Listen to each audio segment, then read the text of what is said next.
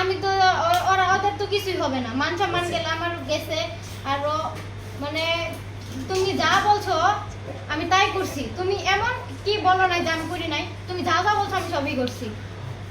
আমার তোমারে লাগবে, আমি তোমারে বিয়ে করব। আমার কথা এইটুকুই, আমার তোমারে লাগবে মানে তোমারে লাগবে। আচ্ছা ছেলে কি তোমার কোনো প্রস্তাব দিছিল অনৈতিক? না, হ্যাঁ,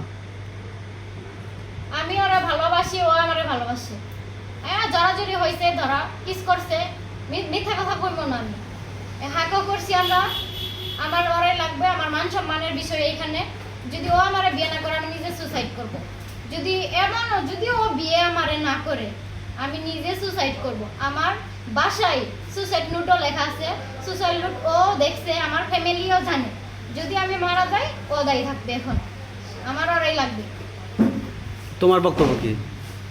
আমার বক্তব্য আমি তো বললামই শর্টকাটে, যে যেহেতু ফ্যামিলিতে ডেকে আনছেন, ফ্যামিলিটা তো পরামর্শ করতেছে, ওই পরামর্শই সই।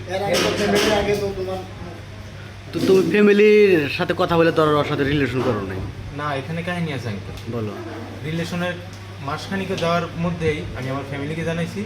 ওর বাড়ি থেকে এমন একটা কথা আসছে যে যে তুমি যদি আমার মেয়ের সাথে ধরো জানাজানি হয়েছে, তো তুমি আমার মেয়ের সাথে রিলেশন করো, তাহলে এই করো, তোমার বাপ মায়ের পাঠাও।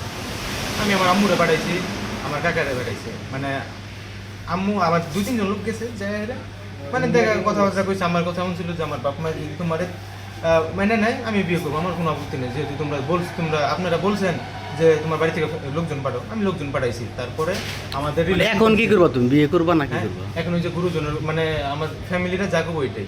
তোমার ফ্যামিলি যদি যা বলে, আমি যদি আমার ফ্যামিলিকে বলতে পারি যে আমার ওই ছেলেকে